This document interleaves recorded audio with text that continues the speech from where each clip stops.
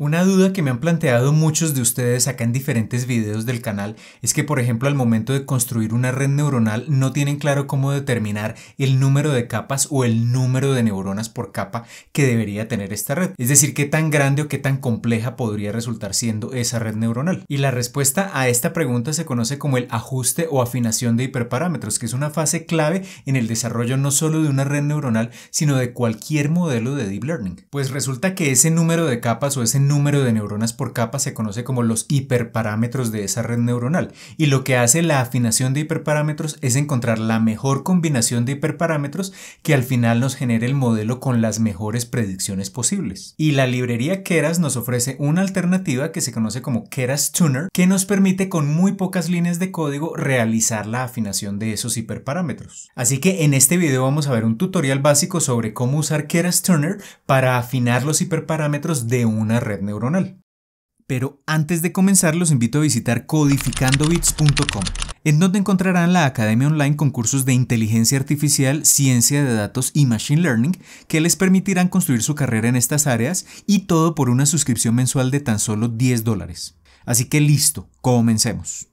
Muy bien, recuerden que como de costumbre en la descripción del video van a encontrar el enlace de descarga de este notebook que estamos viendo acá, que vamos a usar en el tutorial, y del set de datos también que se requiere para entrenar los modelos que vamos a ver ahora. Veamos cómo está organizado este tutorial. Vamos a comenzar hablando de lo que son los hiperparámetros, un breve repaso porque varios de estos elementos ya los menciono en otros videos que van a encontrar en el canal, que les voy a dejar en la descripción o enlazados por acá arriba. Así que comenzaremos hablando de qué son los hiperparámetros, recordando qué es el ajuste o afinación de hiperparámetros. Ya luego nos vamos a enfocar en el paso 3 en el problema que vamos a resolver, un problema muy sencillo de clasificación que nos permitirá, digamos, justificar el uso de redes neuronales. Vamos a ver el set de datos un poco más en detalle, algunas etapas de preprocesamiento, y en la parte 6 pues nos vamos a enfocar en la parte más importante del tutorial, que va a ser el uso de Keras Tuner para afinar precisamente esa red neuronal. Y ya con esa red neuronal afinada, escogiendo el mejor modelo posible de todas esas combinaciones de hiperparámetros, pues ya generaremos en el último paso las predicciones con ese modelo afinado. Comencemos recordando qué son los hiperparámetros, de los cuales ya hablo en un video tanto de parámetros como de hiperparámetros. Les hablo en un video que les dejo por acá enlazado, pero acá la idea básica es la siguiente. Los hiperparámetros son un conjunto de variables numéricas, unos números que nosotros cuando programamos el modelo para poderlo entrenar y luego generar predicciones, pues son unos números que tenemos que definir, y dependiendo de esos números que escojamos, pues tendremos un modelo que va a generar o muy buenas o muy malas predicciones. Así que la idea es escoger correctamente esos hiperparámetros, y esos hiperparámetros que pueden ser, por ejemplo, acá estoy dibujando una red neuronal que es en últimas el tipo de modelo que queremos entrenar.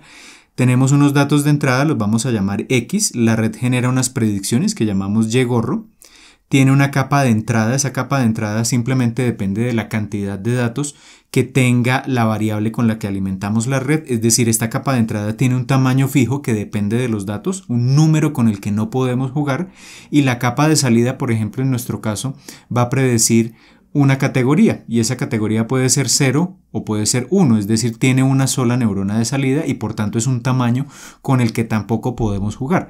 Pero por ejemplo, si miramos estas capas que están acá resaltadas en rojo, esas capas se conocen como capas ocultas. Muchas veces la pregunta que surge es, bueno, ¿y qué funciona mejor? ¿Una red neuronal con una capa oculta, o con 2, o con 100, o con 25?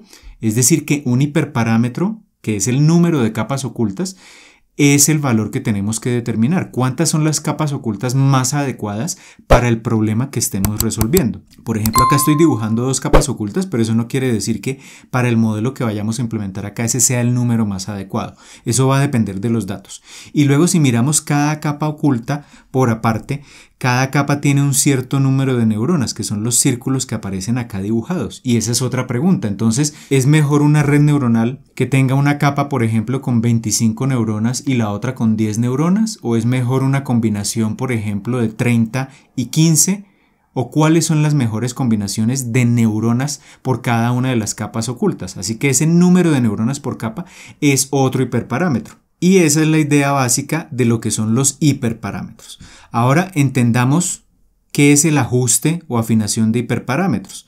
Acá también les dejo enlazado un video donde hablamos del ajuste de hiperparámetros, en qué consiste y cuáles son las técnicas básicas, pero la idea es que como vamos a tener diferentes hiperparámetros, número de capas, número de neuronas por capa, también vamos a jugar por ejemplo con la tasa de aprendizaje del optimizador. Entonces la pregunta es, ¿cómo encontramos la mejor combinación de esos tres hiperparámetros, número de capas ocultas, número de neuronas por capa y tasa de aprendizaje, de manera tal que al combinarlos de manera perfecta logremos generar las mejores predicciones? La respuesta a eso es lo que se conoce como el ajuste de hiperparámetros. Entonces es un algoritmo que prueba esas diferentes combinaciones y al final nos permite encontrar esa mejor combinación de hiperparámetros que maximiza el desempeño del modelo. Es decir, que si yo estoy clasificando datos, lo que quiero es clasificar la mayor parte de datos correctamente. Ese sería el desempeño del modelo. Y eso es lo que vamos a ver en un momento cómo implementar usando Keras Tuner. Enfoquémonos ahora en el problema que vamos a resolver. Entonces en un momento vamos a hablar del set de datos, pero la idea básica de lo que queremos desarrollar usando la red neuronal va a ser lo siguiente. La idea es construir una red neuronal como la que está acá en color rojo, donde no sabemos por ahora el número de capas o todos los hiperparámetros como el número de neuronas por capa o la tasa de aprendizaje, pero la idea es que vamos a construir una red neuronal que va a aceptar a la entrada unos datos demográficos, es decir, de una cierta población vamos a tener datos como por ejemplo la edad, el tipo de trabajo, el nivel de educación, el estado civil, muchas variables de diferentes grupos de personas, y la idea es que a la salida el modelo aprenda a predecir una variable que va a ser el nivel de ingreso, pero no va a predecir como tal el número, es decir, el monto de los ingresos, sino que va a predecir categorías. La categoría 0 va a ser, digamos, una predicción que nos dice si la persona con base en ese perfil demográfico va a generar ingresos menores o iguales a $50,000 y un valor de 1 si con base en ese perfil demográfico la persona va a generar ingresos mayores a $50,000. Eso es lo que queremos construir y el tema central es la red neuronal. Entonces la idea es usar la afinación de hiperparámetros para construir la red neuronal que nos genere las mejores predicciones posibles. Es decir, que dependiendo del perfil, prediga cualquiera de estas dos categorías de la forma más exacta o precisa posible. Ese es el objetivo de lo que vamos a construir acá. Y para eso vamos a usar el set de datos que ustedes pueden descargar desde este enlace que les dejo acá en el notebook y también en la descripción lo van a encontrar. Algunas características generales de ese set de datos: contiene 48.842 registros, es una tabla de datos con ese número de filas de personas adultas en Estados Unidos, y por cada persona qué información se tiene o qué variables tenemos, es decir, las columnas del set de datos. Tenemos la edad, el tipo de trabajo que tiene la persona, esta variable población estimada, que es con base en el perfil que tenga la persona, la Oficina de Censo de Estados Unidos determinó en el país más o menos cuánta gente tiene un perfil similar, esa es la población estimada. El nivel educativo es una cantidad numérica, pero es una variable categórica que nos indica si tiene primaria, secundaria, grado universitario, etcétera, etcétera. El estado civil de la persona, la ocupación, qué trabajo desempeña, su relación, es decir, el parentesco con el cual la persona se describe, si es padre, madre, si es hermano, etcétera, etcétera. Esta variable incremento de capital que indica el nivel de incremento del patrimonio con respecto al año anterior, para el cual se recolectaron los datos. Esta variable pérdida de capital, que es el nivel de reducción del patrimonio en el año anterior. Horas por semana, la cantidad de horas por semana que trabaja la persona, la nacionalidad de la persona y el nivel de ingresos, que es la variable que se quiere predecir. Si son menores o iguales a $50,000, categoría 0, o mayores a $50,000, categoría 1. Entonces, lo que se quiere es tomar estas 11 variables de entrada. Eso sería lo que usaríamos a la entrada del modelo, y el modelo tiene que aprender a predecir los ingresos, pero como una categoría, 0 o 1. Esa es la idea. Entonces, ¿qué es lo que vamos a hacer? Van a descargar ustedes el set de datos y luego eso lo descargan localmente en sus computadores, y luego acá en Google Colab, todo esto lo estamos implementando en Google Colab, simplemente desde la carpeta local donde tengan ese archivo que se llama demografía adultos, lo arrastran acá a la máquina virtual de Google Colab y deberían tener acá el set de datos demografía adultos en Google Colab. Después de eso simplemente lo vamos a leer con pandas, es decir, importamos pandas, luego con read CSV definimos la ruta completa de ese archivo, que en este caso se llama demografía adultos, pero acá simplemente si le digo copy path, copio la ruta y esa ruta es la que yo estoy poniendo acá, la ruta completa del archivo. Leemos el set de datos y tenemos las más de 48.000 filas y acá tenemos entonces las columnas que les acabo de describir. Son en total 12 columnas, de las cuales las primeras 11 son las que vamos a usar a la entrada del modelo y la última, que es esta de ingresos, pues por cada persona sabemos si la categoría es los ingresos son menores o iguales a $50.000 o son mayores a $50.000. Esta es la columna que tiene que aprender a predecir el modelo. Hagamos una breve exploración de los datos. Como en todo proyecto de Machine Learning, la idea es explorar los datos. También de análisis exploratorio de datos les dejo por acá un video, pero la exploración de datos es clave para que terminemos de entender las principales características de este set de datos. Entonces vamos a mirar las variables numéricas. Con Describe podemos ver esas características de las variables numéricas. ¿Qué variables numéricas tenemos? Tenemos entonces la edad, la población estimada, el nivel educativo, el incremento de capital, la pérdida de capital y las horas por semana. Y acá, este método Describe de Pandas, pues nos muestra algunas características o algunos parámetros estadísticos básicos, el promedio de esas variables, simplemente acá para ver que cada una de las variables numéricas tiene promedios diferentes, el valor mínimo, por ejemplo, de esas variables, el valor máximo, y con esto simplemente nos podemos hacer una idea de que esas 6 variables numéricas que tenemos acá, cada una de ellas tiene un rango de valores diferente. Entonces es importante tener esto en cuenta porque antes de llevar esto al modelo, pues vamos a tener que escalar estos datos para que todos estén en el mismo rango. Esto es un elemento importante al momento de construir redes neuronales, que los datos con los que alimentamos el modelo estén dentro del mismo rango de valores. Entonces tenemos esas variables numéricas con esas características y ahora miremos las variables categóricas. Las variables categóricas, es decir, por ejemplo, esta columna relación o esta columna ocupación, tiene un tipo de dato que en Pandas se llama object. Entonces lo que voy a hacer acá es simplemente voy a crear un listado con los nombres de las columnas categóricas que va a ser útil más adelante en el preprocesamiento de los datos. Entonces por ahora el listado está vacío y acá voy a poner un listado con el nombre de las columnas numéricas, por ahora está vacío, y lo que voy a hacer es iterar por las columnas del data frame. Entonces voy a dataframe.columns y extraigo una a una los nombres de las columnas y primero lo que hago es verificar si la columna es de tipo object. Con este if, entonces me voy a la columna, me voy al dtype para ver el tipo de dato y si es object, ahí tengo una columna categórica. Entonces, si es columna categórica, voy a imprimir los diferentes subniveles de esa variable categórica. ¿Qué son los subniveles de la variable categórica? Por ejemplo, acá en ocupación puedo tener una categoría que es operario o agricultura, pesca o seguridad o especialidad profesional, etcétera, etcétera. Y cada variable categórica tendrá unas subcategorías o unos niveles diferentes. Entonces, eso es lo que estoy imprimiendo acá.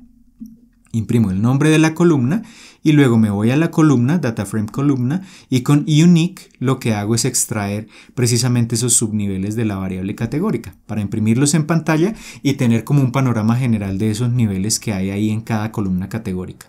Y además de eso, pues almaceno ese nombre de la columna que estoy extrayendo acá en la lista de columnas categóricas. Eso es lo que estoy haciendo acá con el método append. Y si no es una columna categórica, pues es una columna numérica y lo único que debo hacer es almacenar su nombre en la lista de columnas numéricas. Ejecuto esto y acá tengo entonces impresas en pantalla las diferentes variables categóricas. Por ejemplo, en tipo de trabajo tenemos privado, gobierno local, o es una persona autónoma, o trabaja en el gobierno federal de Estados Unidos o en el gobierno estatal, o es un empresario, o es desempleado, o no ha trabajado. Y así para cada una de las variables categóricas. Acá importante esta variable ingresos, tiene únicamente dos niveles, menores o iguales a $50.000 y mayores que $50.000. Recordemos que esta es la variable que queremos predecir. Y ya tenemos esas variables categóricas. Tenemos que hacer un preprocesamiento del set de datos. Esto es casi que incluso la parte que más tiempo requiere usualmente cuando desarrollamos un modelo, es preparar los datos en el formato adecuado para que podamos llevarlos al modelo. Entonces, en este preprocesamiento, ¿qué es lo que vamos a hacer? Ya con esta exploración tenemos una idea de los datos que tenemos, pero entonces, por ejemplo, tenemos que tomar esas columnas categóricas, las que acabamos de ver acá, y tenemos que codificar estos datos numéricamente. Para eso vamos a usar OneHot y la columna ingresos la tenemos que codificar de forma binaria, es decir, donde aparezca menor o igual a $50,000 ponemos un 0 y donde aparezca mayor a $50,000 ponemos un 1. Esa sería la codificación en formato binario. Tenemos que crear los sets de entrenamiento, validación y prueba. Tenemos que escalar las variables numéricas para que estén en el rango de 0 a 1, porque vimos que las variables numéricas tienen rangos de valores diferentes. Y luego, después de todo esto, tenemos que conformar ya arreglos de NumPy, porque por ahora tenemos los datos en data frames de pandas.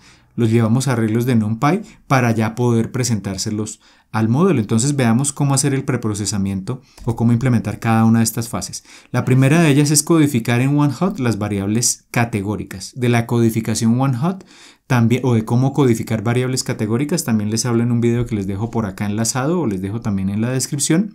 Pero la idea básica es la siguiente. Por ejemplo, si nos vamos al estado civil. En estado civil, en esa variable podemos tener 3 categorías. Soltero o soltera, casado o casada, divorciado o divorciada. Entonces, ¿qué es lo que hace OneHot? Simplemente, como tenemos 3 categorías, va a codificar cada una de ellas con 3 números. Esos 3 números van a ser, por ejemplo, 100 para la categoría soltero, para la categoría casado y diferenciarlo de la categoría soltero. Entonces seguimos usando 3 números, 010 en este caso, y para divorciado usaremos 001. Esa es la codificación OneHot que explico igual en detalle en el video que les dejo enlazado. ¿Y esto cómo lo hacemos? De manera muy sencilla, con este método getDummies de pandas podemos generar esa codificación. Acá es importante tener en cuenta que vamos a codificar con OneHot todas las variables categóricas que tenemos acá resaltadas, exceptuando esta de ingresos, porque esta de ingresos la vamos a codificar de forma binaria, con un 0 o con un 1. Entonces acá, como yo ya tengo una lista que tiene las columnas categóricas, vamos a imprimir acá esta lista, las columnas categóricas. Tenemos acá el listado de columnas categóricas, entonces de ese listado solo tomo las primeras y no introduzco la última al momento de hacer la codificación. Así que, ¿cómo vamos a hacer esa codificación?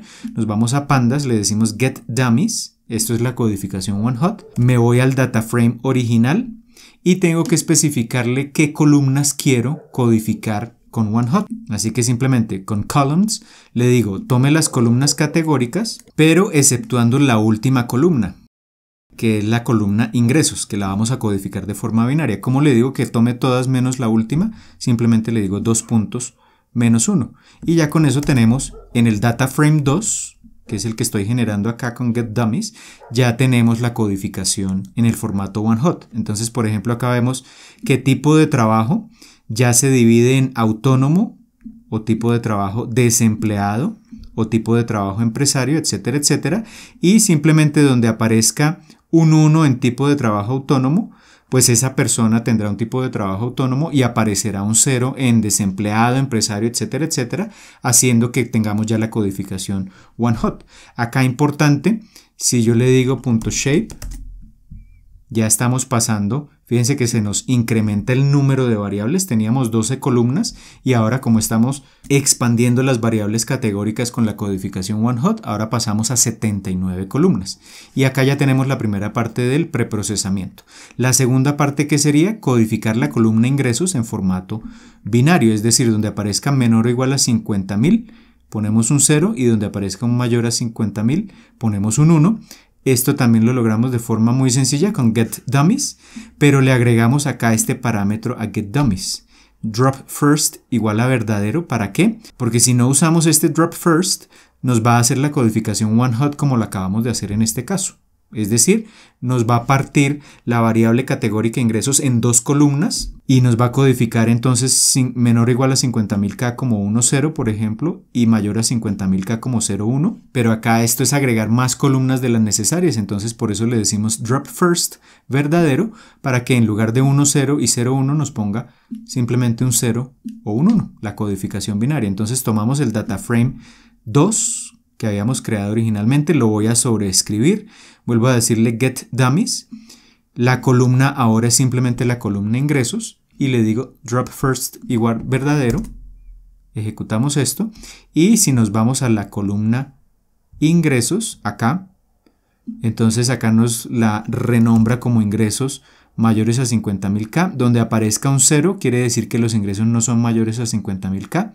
Y donde aparezca un 1 quiere decir que los ingresos son mayores a 50.000K. Y ya tenemos esa variable codificada correctamente. Si imprimimos ahora el tamaño de esa variable, tenemos 79 columnas. Acá no nos agrega ninguna columna porque simplemente la columna ingresos la estamos reemplazando por la misma columna, pero ahora codificada numéricamente. Entonces tenemos acá nuestro set de datos. Paso 3 del preprocesamiento, los sets de entrenamiento, validación y prueba. También les voy a dejar por acá enlazado en la descripción un video donde hablo de los sets de entrenamiento, validación y prueba en detalle, pero la idea básica es la siguiente. El set de entrenamiento nos permite obtener automáticamente lo que se conocen como los parámetros del modelo. Acá lo resalto porque el set de validación es el que se usa para afinar los parámetros del modelo, que es lo que nos interesa precisamente en este tutorial, y el set de prueba para generar las predicciones con el modelo entrenado. Igual vamos a usar los 3 sets de datos, pero resalto el de validación porque es el que se tiene en cuenta al momento de afinar el modelo. Y vamos a hacer esta partición. Vamos a tomar el 80% de los datos para entrenamiento, el 10% para validación y el 10% restante para prueba. ¿Qué es lo primero que tenemos que hacer? Entonces voy a tomar el data frame que acabamos de crear después del preprocesamiento anterior, que tiene 48.000 y tantas filas y 79 columnas, y lo que voy a hacer primero, que es lo que siempre se sugiere, es mezclar aleatoriamente los datos para que el orden no afecte ese proceso de entrenamiento. Entonces, ¿cómo mezclo aleatoriamente las filas? Le digo sample frag igual a 1 es para que tome la totalidad de las filas, y esto es súper importante, el estado inicial de la semilla del generador aleatorio. Esto es porque me va a mezclar aleatoriamente las filas, pero la idea es que cuando yo ejecute este código, cada vez que lo ejecute, incluso cuando ustedes lo ejecuten, obtengan la misma mezcla aleatoria. Esto se conoce como la reproducibilidad del entrenamiento, de lo cual también hablo en un video que les voy a dejar enlazado. Entonces acá este df-de-piso s es el mismo data frame original, pero mezclado aleatoriamente. Tenemos los mismos datos, pero ya las filas están en orden aleatorio. Ahora definamos cuántos datos de entrenamiento vamos a tener. Ya definimos que era un 80%, pero de este número de filas, ¿cuál es el 80% y cuál es el 10% para validación y prueba? Entonces acá calculo el tamaño, el número de datos total, n, que es el data frame.shape0. Ese n pues simplemente es 48.842 y luego calculo el 80% de ese número de datos. Como me puede dar un número que no es entero, lo llevo a un número entero y eso va a ser el número de datos de entrenamiento. ¿Cuál será el número de datos de validación? Pues pasar a entero el 10% del tamaño original. ¿Y cuál será el número de datos de prueba? Pues simplemente el número de datos originales menos el número de datos de entrenamiento menos la cantidad de datos de validación. Ya calculo esos valores y ahora sí lo que tengo que hacer es ir al data frame que mezclé aleatoriamente y tomo por ejemplo las ntrain primeras filas y ese es el set de entrenamiento. ¿Cómo tomo las ntrain primeras filas? Con ilog le digo tome desde la fila 0 hasta ntrain -1 y ya con eso tenemos el set de entrenamiento. Cuando le digo acá 2 puntos es para que tome todas las columnas. Simplemente estoy seleccionando las filas, pero todas las columnas. El set de validación, ¿qué será? Entonces con ilog también me voy desde ntrain hasta, con 2 puntos, ntrain más validación. Y acá ya estoy tomando el siguiente 10%. Tomo todas las columnas y eso me arroja el set de validación. Y después con ilog tomo las últimas filas, es decir, desde ntrain más nvalidación, 2 puntos, es decir, hasta el final del data frame. Y tome todas las columnas y ya tengo el set de prueba. Y acá simplemente voy a imprimir el tamaño del set original de entrenamiento, de validación y de prueba. Tenemos 48.842 datos originalmente. El de entrenamiento va a tener 39.073, el de validación 4.884, el 10%, y 4.885 el set de prueba. Y todos ellos tienen las 79 columnas originales. Y ya tenemos en formato de data frames esos sets de entrenamiento, validación y prueba. Siguiente paso, escalar los datos numéricos. Recordemos que, por ejemplo, la edad incremento en el capital, reducción del capital, etcétera, etcétera. Esas variables numéricas, todas ellas tenían rangos diferentes y por tanto la idea es llevarlos al mismo rango de valores. Recordemos que del escalamiento también hablo de por qué escalar los datos, hablo en un video donde les explico en detalle por qué tenemos que hacer esto, pero en esencia es para que la red no le dé prelación a ningún tipo de datos, sino que si están todos en el mismo rango, todos tienen igual importancia al momento del entrenamiento.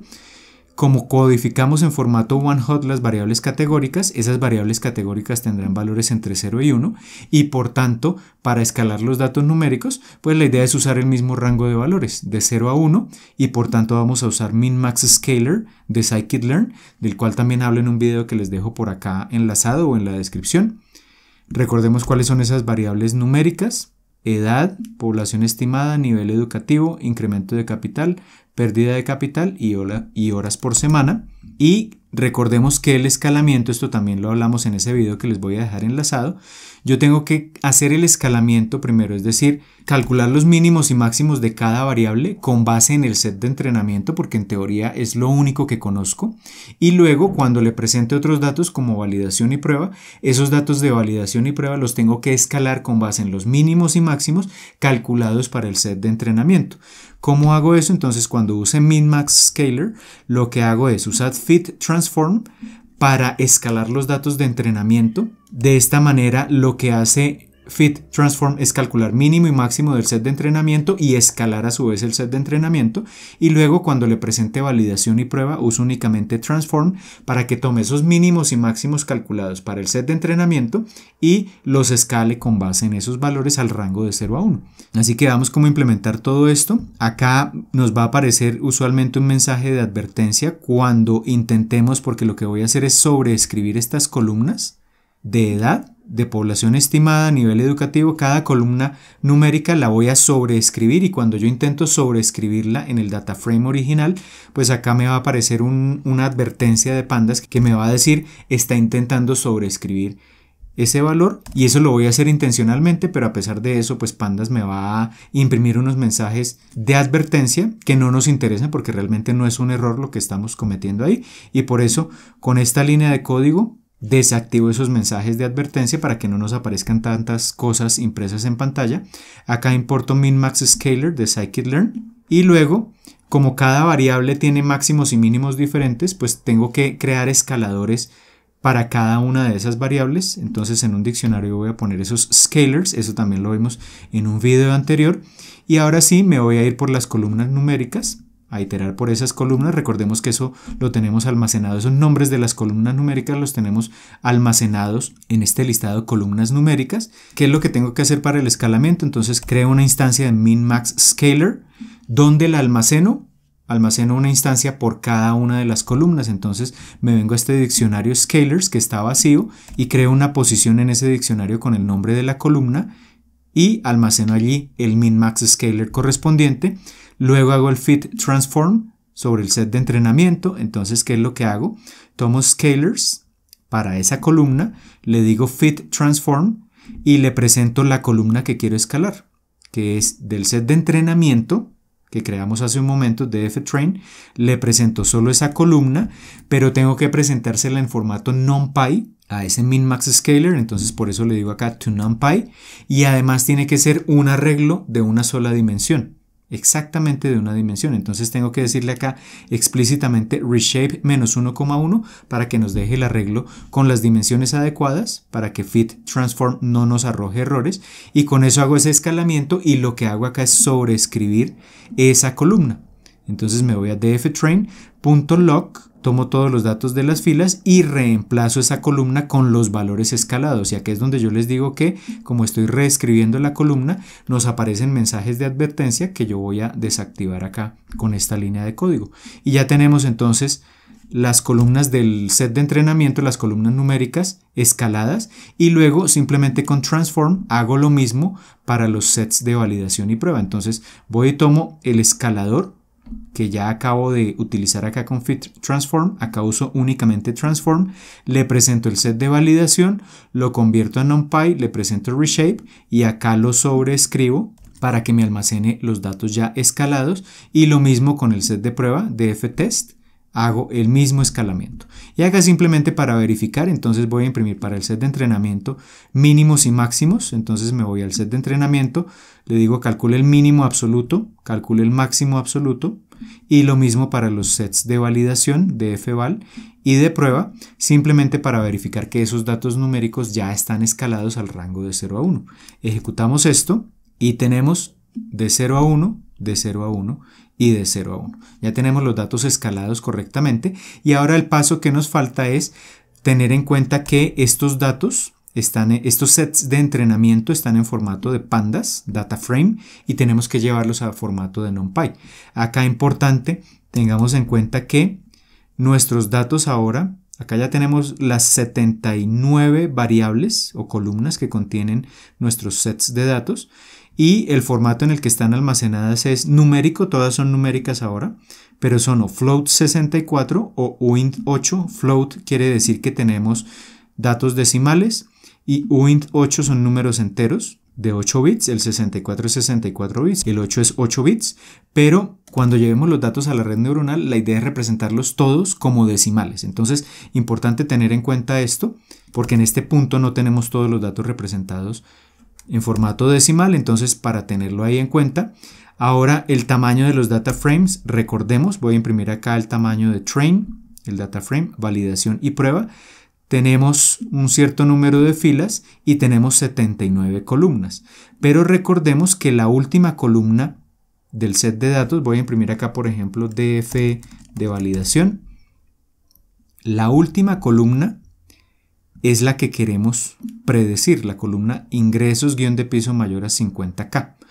Esa es la columna que queremos predecir, es decir, esa es la columna que va a ser la salida del modelo y todas las columnas anteriores, desde la 1 a la 78, van a ser las columnas de entrada al modelo. Entonces, ¿cómo vamos a crear nuestros arreglos? Voy a llamar X los datos de entrada y Y los datos de salida. Entonces, voy a irme, por ejemplo, al set de entrenamiento. Voy a tomar con iLog, tomo todas las filas, pero las primeras 78 columnas. Entonces, 2.78. Convierto esto a arreglo de NumPy y le digo que almacene los datos en formato float 64, es decir, en formato decimal, y ese resultado lo almaceno en xtrain, que serán todos los datos de entrenamiento a la entrada del modelo, y de ese mismo set de entrenamiento tomo la última columna, que es indexada con el 78. Recordemos que si tienen 79 columnas, la última se indexa con el valor de 78. Entonces acá estoy tomando la columna que contiene los ingresos, ceros o unos, es la que tiene que aprender a predecir el modelo, y también la convierto al formato NumPy en float 64 y eso lo almaceno en JTrain. Y hago lo mismo para el set de validación, xval y yval. Entonces van a ser del set de validación, tomo las primeras 78 columnas y la última, y lo mismo para el set de prueba. Y acá verifico simplemente los tamaños de los sets de entrenamiento, validación y prueba. Y ya tenemos el X de entrenamiento, 39.073 datos, 78 columnas y 39.073 predicciones. Este sería el JTrain. Los otros son similares, tienen también 78 columnas, los X, y una sola columna los Y, pero lo que cambia es la cantidad de datos. Recordemos que de validación tenemos 4.884 y de prueba 4.885. Así que en este punto ya tenemos los datos listos para ir ahora sí a la parte más importante, que es cómo afinar el modelo, que es el uso de Keras Tuner para fácilmente con pocas líneas de código lograr afinar los hiperparámetros de la red neuronal. Entonces comencemos recordando qué hiperparámetros queremos afinar. Vamos a tener el número de capas ocultas. Entonces lo que tenemos que definir es con cuántas capas ocultas vamos a hacer las diferentes pruebas. En nuestro caso vamos a probar, por ejemplo, con 1, 2 o 3 capas ocultas. Ustedes podrían probar con más, pero digamos que esto es lo que vamos a usar acá en este tutorial. Entonces el primer hiperparámetro es número de capas ocultas y puede tener 3 posibles valores, 1, 2 o 3. Y luego vamos a jugar con el número de neuronas por capa oculta. Acá vamos a probar con 3 valores diferentes, que tengan 20, 40 o 60 neuronas por capa. Así que, por ejemplo, si tengo una sola capa oculta, esa capa podría tener 20, 40 o 60. O si tengo dos capas ocultas, podríamos probar combinaciones de la primera capa con 40, la segunda con 20, o la primera capa con 60, la segunda con 40, o la primera capa con 60 y la segunda con 20. O si tenemos tres capas ocultas, podríamos probar 20, 20, 20, o 40, 40, 40, o 60, 60, 60, o 60, 40, 20. Entonces observen que empiezan a aparecer diferentes combinaciones de esos hiperparámetros. Así que resumen, segundo hiperparámetro, número de neuronas por capa oculta. Vamos a probar con estos valores, ustedes los pueden cambiar, 20, 40 o 60.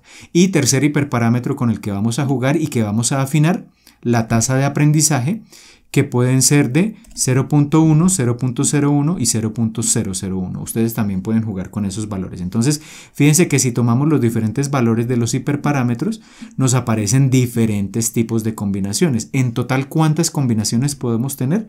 Pues si el número de capas tiene tres valores diferentes, el número de neuronas por capa tiene tres valores diferentes y los valores de tasa de aprendizaje son tres valores diferentes, pues vamos a tener 3 por 3 por 3, 27 combinaciones diferentes. Y entonces, ¿qué es lo que se va a hacer en la afinación?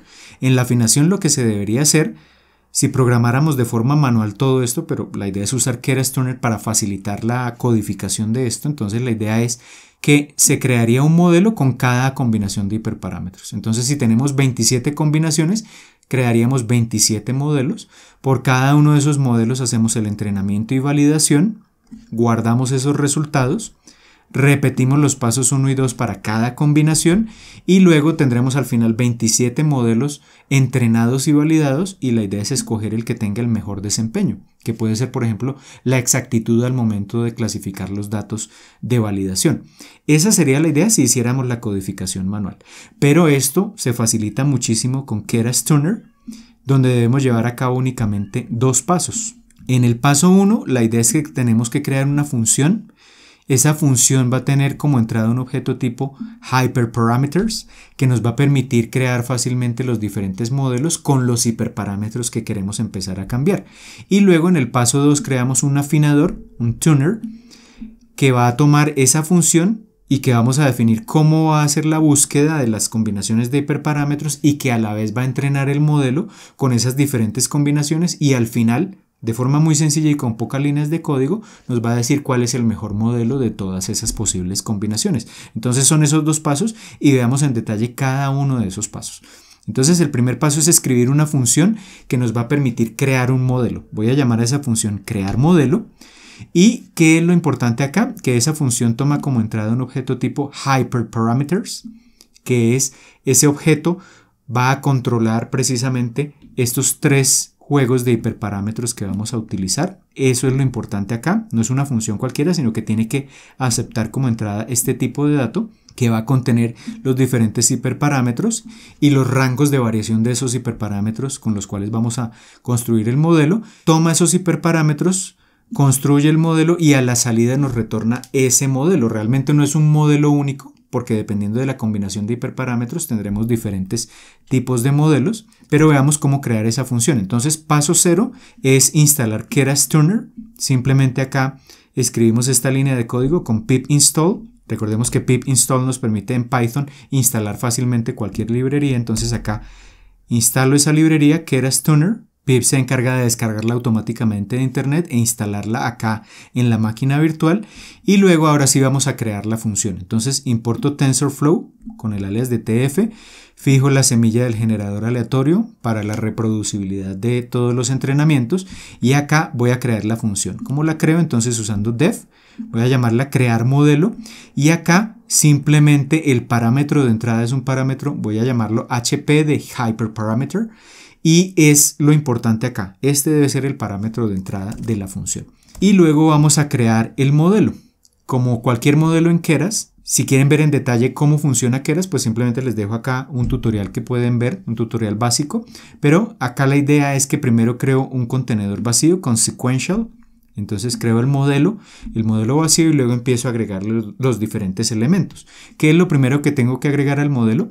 La capa de entrada, esa capa es fija, porque depende del número de variables o de elementos que tenga cada dato de entrada, y recordemos que cada dato de entrada tiene 78 elementos, entonces acá simplemente le defino modelo add para agregarle. ¿Y qué le voy a agregar? Le voy a agregar keras layers input, es decir, acá le estoy diciendo mi dato de entrada siempre va a tener este shape que es de 78 elementos. Y ya tenemos la capa de entrada. Después, ¿qué vendría de la capa de entrada? Vendrían las capas ocultas. Pero puedo tener, como voy a probar con diferentes combinaciones de 1 o 2 o 3 capas ocultas, ahí es donde debo introducir un hiperparámetro. Entonces, ¿cómo especifico ese primer hiperparámetro que es el número de capas ocultas? Acá lo pongo señalado con un comentario. Vamos a probar con 1, 2 o 3 capas ocultas. Entonces, lo que hago es iterar sobre ese posible número de capas ocultas. ¿Cómo defino que ese número de capas ocultas va a ser un hiperparámetro? Entonces tomo esta variable HP de hyperparameter y voy a decirle que ese hiperparámetro va a ser de tipo entero, int de entero. ¿Por qué? Porque el número de capas ocultas es un número entero. No voy a tener ni 1.5 ni 2.3 capas ocultas, voy a tener o 1 o 2 o 3 capas ocultas. Entonces por eso acá uso int. Acá le pongo este alias de numLayers para especificarle a keras que ese hiperparámetro va a ser el número de capas ocultas con el que voy a empezar a jugar, y lo que quiero es que sean 1 o 2 o 3, es decir, le especifico cuál es el mínimo número de capas ocultas que voy a usar, min value igual a 1, cuál es el máximo número de capas ocultas que voy a utilizar, max value igual a 3, ustedes pueden jugar con este rango, y el step es para que definan los saltos, es decir, si por ejemplo yo tuviera de 1 a 10 y le digo el paso es de A2, podría tener o 1, o 3, o 5, o 7, o 9 capas ocultas. Acá cuando yo le digo el step es 1, quiere decir que cuando esto se ejecute me va a generar una red con 1, o con 2, o con 3 capas ocultas, el paso de A1. Es decir, el salto desde el mínimo hasta el máximo en pasos de a cuánto se va a dar. Ese es el step. Y ya tenemos acá definido ese primer hiperparámetro. Entonces, esta es la sintaxis que uso para que cuando se llame esta función me genere o 1, o 2, o 3 capas ocultas. Ese sería el primer juego de hiperparámetros. ¿Cuál es el segundo juego de hiperparámetros? Lo estoy señalando acá. Es el número de neuronas por capa. Entonces, acá le voy a decir, añádale al modelo el número de capas respectivo, tensorflow.keras.layers.dense, con eso le agrego las capas, pero acá lo que voy a cambiar es el número de neuronas por capa. El número de neuronas por capa es el parámetro units, y el número de neuronas por capa habíamos dicho inicialmente que puede ser, o que vamos a jugar con estos valores, 20, 40 o 60. El número de neuronas por capa es también un número entero. Entonces, ¿cómo defino que eso es un hiperparámetro? Después de units le digo hyperparameters hp.int para decirle voy a usar un número entero de neuronas, y acá con esto, con units, le defino que voy a jugar con ese número de neuronas.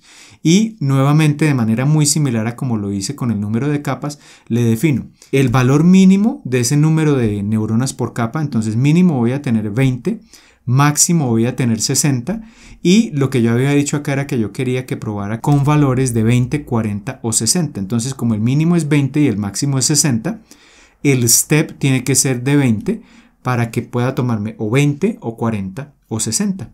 Y con esto estoy definiendo ese segundo juego de hiperparámetros, que es el número de capas. Y la activación tiene que ser relu porque son capas ocultas. Esto lo hablo también en las funciones de activación, en un video que les dejo o enlazado acá arriba o en la descripción. Y ya con esto, con estas líneas de código que estoy señalando acá, estoy jugando con el segundo set de hiperparámetros, que es el número de neuronas por capa. Después de esas neuronas por capa, que son las capas ocultas, ¿qué agrego? La capa de salida. La capa de salida ya no es un hiperparámetro porque voy a generar una predicción que es un 0 o un 1. Entonces simplemente después de eso agrego con modelo add keras.layers.dense, pero le agrego una sola neurona de salida, units igual a 1, y una activación sigmoidal para que ya me genere las predicciones. Y con esto ya crearía el modelo, pero nos queda un hiperparámetro pendiente, que es el que estoy señalando acá, que es la tasa de aprendizaje. Entonces acá le voy a decir, recordemos que la tasa de aprendizaje queremos que sea de 0,1 o 0.01 o 0.001, es decir, que escoja dentro de estos tres valores al momento de crear los diferentes modelos. Entonces, ¿cómo le digo que escoja de esos tres valores? y que eso tiene que ser un hiperparámetro. Entonces hyperparameter, le digo choice para que escoja qué hiperparámetro. Entonces acá tengo que especificarle que es la tasa de aprendizaje, learning rate, y acá le defino los valores dentro de los cuales quiero que escoja. 0.1, 0.01 o 0.001. Y eso lo almaceno en HP-LR de learning rate y ya tenemos acá un tercer juego de hiperparámetros, pero esto no lo he utilizado en el modelo. Recordemos que todo modelo en Keras tenemos que, después de crearlo, compilarlo, y compilarlo es definir cómo vamos a optimizar los parámetros del modelo, es decir, definir el optimizador, cómo vamos a calcular la pérdida y cuál va a ser la métrica de desempeño. Entonces eso lo hacemos con compile.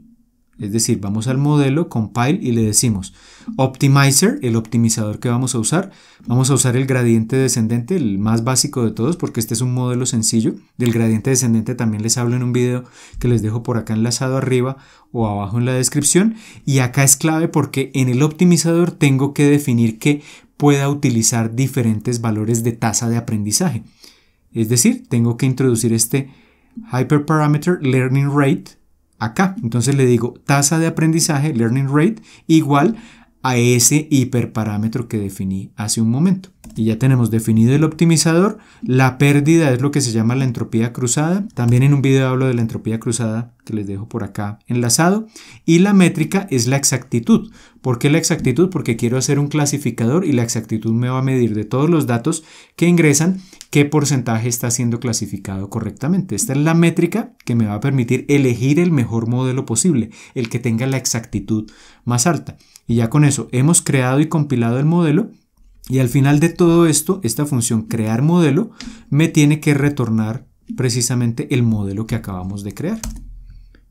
Y ya con eso tenemos lista la función. Luego tendremos que llamarla. Acá simplemente introduzco una línea de código adicional para verificar que esta función no me arroja errores antes de utilizarla. Entonces voy a importar KerasTuner y simplemente llamo la función que acabamos de crear acá, que se llama crear modelo. Entonces le digo crear modelo y le introduzco un objeto tipo, acá lo habíamos llamado HP de hyperparameter, acá en este punto. Entonces le introduzco ese argumento, KerasTuner.hyperparameters. Ejecutamos esto. Acá no va a hacer nada realmente porque todavía no voy a afinar el modelo. Esto es simplemente para probar que no me arroja ningún error esta función crear modelo cuando la estoy llamando. Si nos imprime acá esto en pantalla y no dice ningún error, pues quiere decir que la creamos correctamente y que ya podemos irnos al paso 2. Entonces, ¿cuál es el paso 2? Vamos a crear el afinador, el tuner, para afinar esos hiperparámetros. Entonces, recordemos que teníamos 27 posibles combinaciones de hiperparámetros, que la tasa de aprendizaje tenía 3 posibles valores, que el número de capas ocultas tenía 3 posibles valores y que el número de neuronas por capa tenía 3 posibles valores. Así que tendremos 27 posibles combinaciones. Entonces, en teoría, la idea sería entrenar y validar diferentes 27 redes neuronales y de esas 27 escoger aquella que tenga los hiperparámetros que generen el mejor desempeño. En este caso lo vamos a poder hacer porque tenemos un set de datos muy pequeño y una red neuronal muy simple.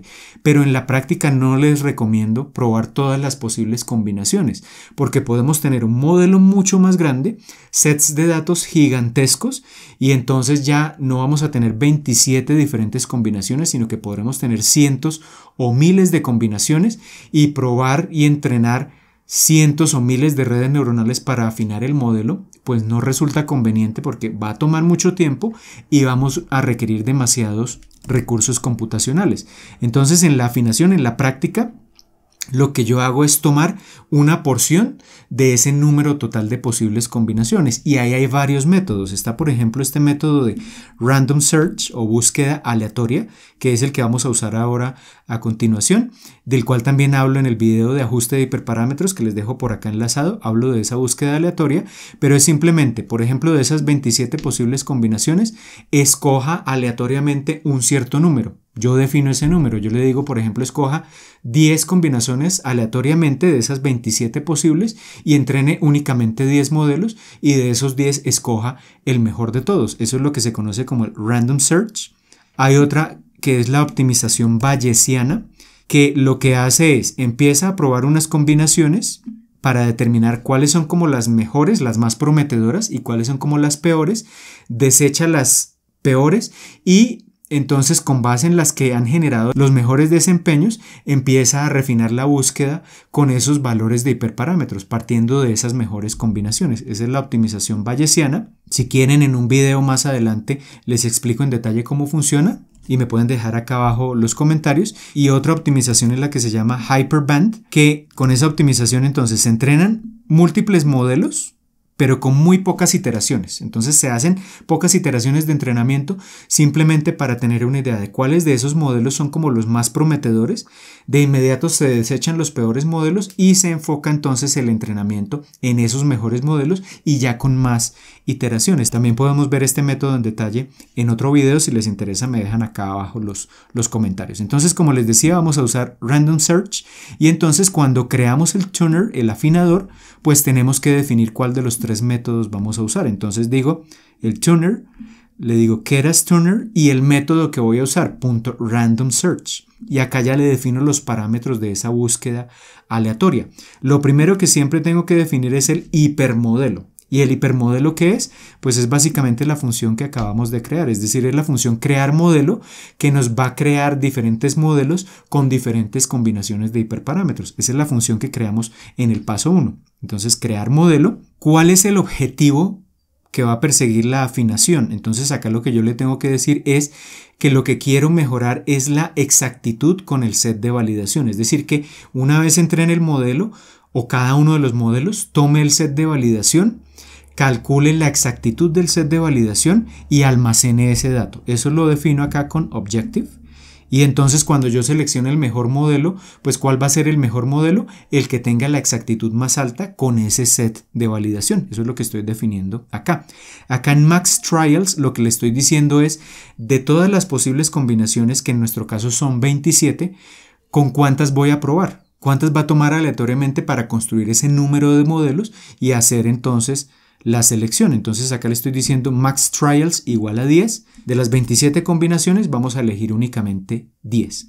Acá en directory lo que le voy a decir es, lo voy a llamar afinación red. Eso quiere decir que acá, cuando empecemos a hacer el entrenamiento, en un momento lo vamos a hacer, nos va a crear un directorio que se va a llamar afinación red, un directorio acá local en la máquina virtual de Google Colab, donde va a almacenar los resultados del entrenamiento de cada uno de estos 10 modelos que le definí. Y acá en Project Name lo voy a llamar Trials, entonces me va a almacenar un subdirectorio en afinación red y esos subdirectorios se van a llamar Trials y van a contener entonces ya los detalles de cada modelo entrenado y los resultados de la validación de cada uno de esos modelos. Y acá esto es útil, overwrite verdadero, si queremos, por ejemplo, que cada vez que se ejecute el entrenamiento borre la información que está en esas carpetas y reentrene los modelos desde cero. Entonces, si queremos hacer eso, le decimos sobreescribir verdadero, o si queremos que, por ejemplo, si tenemos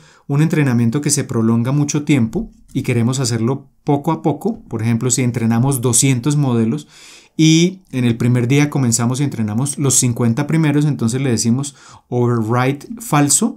¿Para qué? Para que ese resultado de entrenamiento quede almacenado y después cuando lo ejecutemos en otro momento, pues retome desde el modelo 51 y continúe haciendo el entrenamiento de los modelos que faltan. Entonces eso sería para sobreescribir o no los resultados de entrenamientos previos. Entonces ejecutemos este código. Acá simplemente creamos el tuner, todavía no hemos entrenado. Y si ejecutamos este código y actualizamos acá este listado, vemos que acá nos aparece una carpeta que se llama afinación red, que por ahora no contiene nada, pero que una vez comencemos a hacer el entrenamiento va a almacenar allí el resultado del entrenamiento de cada uno de los modelos, que son 10 en este caso, que hemos definido. Acá podemos, por ejemplo, imprimir antes de hacer el entrenamiento información general de lo que se conoce como el espacio de búsqueda. El espacio de búsqueda es básicamente la cantidad de hiperparámetros que hemos definido y los rangos de valores en los cuales va a hacer las diferentes combinaciones. Entonces nos vamos a Tuner, Search Space Summary, imprimimos esto y acá nos dice que el tamaño del espacio de búsqueda es 3, porque recordemos que tenemos 3 hiperparámetros y luego por cada hiperparámetro nos va a imprimir la información de esa búsqueda que va a hacer. Entonces el primer hiperparámetro no nos da el nombre, pero nos dice el valor mínimo es 1, el máximo es 3 y el tamaño del paso es 1, es decir, ese es el número de capas ocultas. Para el segundo hiperparámetro nos dice el mínimo valor es 20, el máximo es 60 y el tamaño del paso es 20. Quiere decir que acá estamos hablando del número de neuronas por capa. Y acá tenemos otro que es de tipo choice, que tiene valores de 0,1, 0,01 y 0,001, que es precisamente la tasa de aprendizaje. Entonces acá este es el punto de partida para hacer el entrenamiento. Y ya, ahora sí, tenemos que hacer la afinación. Entonces, ¿qué es la afinación de los hiperparámetros? Fíjense que es realmente una sola línea de código. Acá lo he partido en 3, pero es una sola línea de código muy compacta. ¿Qué es la afinación? Entonces la afinación es tomar este tuner que acabamos de crear y decirle, bueno, entonces ahora aleatoriamente defina 10 combinaciones de hiperparámetros. Con esas 10 combinaciones cree los modelos correspondientes con la función crear modelo, entrene esos modelos, es decir, preséntele los sets de entrenamiento y además de eso, después de entrenar cada modelo, preséntele el set de validación, obtenga la exactitud con ese set de validación, almacene ese resultado y repita eso 10 veces para los 10 modelos diferentes y al final almacene todos esos resultados que me permitan luego escoger cuál es el mejor modelo posible. Eso es lo que hacemos en una sola línea de código. Entonces fíjense lo fácil que es usar este Keras Tuner para evitar escribir tantas líneas de código y fácilmente poder afinar esos hiperparámetros. Entonces, habiendo creado el tuner, simplemente le decimos search y con eso ya vamos a hacer todo ese procedimiento que les acabo de describir. Entonces le presentamos set de entrenamiento xtrain, ytrain. Acá con epochs definimos el número de iteraciones de entrenamiento. Entonces cada uno de los modelos que crea lo va a entrenar 3 veces. Ustedes pueden cambiar esto para un número de iteraciones más elevado. Yo lo voy a dejar en 3 para no tardarnos demasiado tiempo viendo la evolución acá de esa afinación. Y simplemente acá le presento los datos de validación, xval y yval. Y cuando ejecutemos esto vamos a ver varias cosas. Entonces empiezo a ejecutar, me va a imprimir en pantalla la primera ejecución, la primera combinación. Entonces me dice acá running trial número 1. Me va a decir acá en esta tabla que imprime, me va a decir con qué hiperparámetros está jugando. Entonces me dice está jugando con el número de capas en esta tabla, número de capas igual a 1, número de neuronas por capa 20, tasa de aprendizaje 0,1 y acá me está diciendo, por ejemplo, esto se va cambiando en cada iteración, entonces me va diciendo en este intento, en este entrenamiento 3, ¿cuánto tiempo se demoró? 0 minutos 11 segundos. ¿Cuál es la exactitud con el set de validación? 0,82 en este intento, pero me muestra el histórico, me dice cuál es la mejor exactitud que ha obtenido hasta el momento. Best Validation Accuracy so far, 0,82 tenemos acá. Y acá me imprime un comparativo. Entonces el valor que está usando ahora en value, en la columna value, el valor que se está usando para los hiperparámetros, el mejor o la mejor combinación de hiperparámetros que ha encontrado, best value so far, y el nombre de los hiperparámetros. Y acá entonces vamos en la iteración 7, en la iteración 8, ya va a completar hasta la iteración 10, y mientras tanto podemos mirar acá qué ocurre en estas carpetas. Entonces en afinación red, en la subcarpeta trials, tenemos el entrenamiento del modelo 0, el 1, el 2, el 3, el 4, el 5, hasta el 9. Y tenemos, si abrimos cada una de las subcarpetas, pues tenemos estos archivos checkpoint que básicamente contienen la información como tal de los parámetros de cada uno de los modelos. Y esa es la información que almacena, pero realmente no tenemos que acceder directamente a esta información. Acá ya hemos corrido los 10 entrenamientos de los 10 modelos, cada uno con 3 iteraciones, y en este punto ya tenemos entonces el modelo entrenado. Acá nos imprime al final un resumen, nos dice ya se completó el entrenamiento del modelo 10, con ese modelo se obtuvo una exactitud del 0,83 y la mejor exactitud es de 0,83, muy probablemente es la de ese mismo modelo. ¿Y cuánto tiempo se requirió acá? En este caso, para entrenar los 10 diferentes modelos y afinarlos, 1 minuto 36 segundos. Acá podemos también con Results Summary imprimir el resultado de la afinación. Entonces nos imprime por cada modelo entrenado información general, comenzando con el mejor modelo de todos, que fue el modelo 09, es decir, el modelo 10 realmente. nos dice acá qué hiperparámetros usó. Entonces usó una capa oculta, esa es la mejor combinación que se encontró, con 40 neuronas y con una tasa de aprendizaje de 0.1. Entonces estos son los hiperparámetros del mejor modelo que generó el mejor desempeño. ¿Y qué desempeño generó? Un puntaje de 0.83, es decir, está clasificando correctamente el 83.3% de los datos de validación. Estos son los hiperparámetros ya después de la afinación y nos muestra también entonces para los demás modelos. Entonces el modelo que le siguió en la posición 2 fue este modelo, el que entrenamos en el Trial 01, tenía una capa, 20 neuronas ocultas en esa capa y tasa de aprendizaje de 0.1, pero este obtuvo un puntaje de 0.82 y de ahí para abajo tendremos menores puntajes, pero acá, resumen de esto, el mejor modelo fue este modelo con esos hiperparámetros. Una capa oculta, 40 neuronas en esa capa oculta y tasa de aprendizaje de 0.1. Ahí ya tenemos los hiperparámetros afinados. Y como le digo, de esos 10 modelos que entrenó y que están almacenados acá en el disco duro, que escoja precisamente ese mejor modelo. Muy sencillo, me voy a Tuner, le digo Get Best Models, obtenga los mejores modelos y acá le digo cuáles modelos quiero escoger. Le digo en None Models, escoja un modelo y cuál va a escoger el mejor de todos. Si le digo 3, me va a escoger los top 3. Si le digo 5, me va a escoger los top 5. Acá simplemente me escoge el mejor modelo de todos. Y acá le digo 0. ¿Por qué? Porque me va a generar un listado con diferentes modelos. Le digo, de ese listado escoja el primer elemento, que es el único que va a haber, la posición 0, y la almaceno en mejor modelo. Le digo Summary y ya con eso tenemos el mejor modelo, que tiene una capa oculta con 40 neuronas y una capa de salida con una sola neurona, que como vimos hace un momento generó las mejores predicciones. Y ya con muy pocas líneas de código, fíjense que acá el entrenamiento y la afinación como tal requiere tan solo una línea de código. Y ya en este punto tenemos el modelo afinado, es decir, para el set de datos que escogimos y para las combinaciones de hiperparámetros que nosotros definimos, ya tenemos el mejor modelo con el mejor desempeño posible. Ya lo que nos queda es, en esta última parte, generar predicciones con ese modelo afinado. Entonces, ese modelo afinado lo hemos llamado mejor modelo.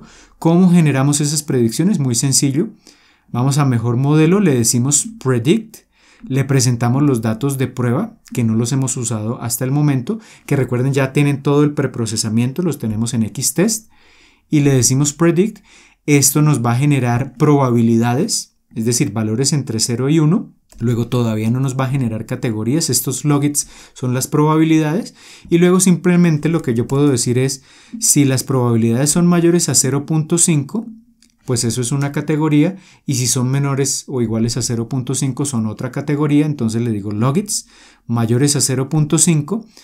Cuando aplico esto, nos va a generar un arreglo de NumPy con valores verdaderos y falsos, pero como yo quiero que las predicciones sean o unos o ceros, entonces esos verdaderos falsos que nos arroja logits mayor que 0.5 los convierto a número entero y ya nos quedan valores de 0 o 1, y eso lo almaceno en predicciones y acá imprimo esas predicciones y tengo, por ejemplo, para el primer dato 0, para el penúltimo dato la predicción es 1, es decir, ingresos mayores a 50.000.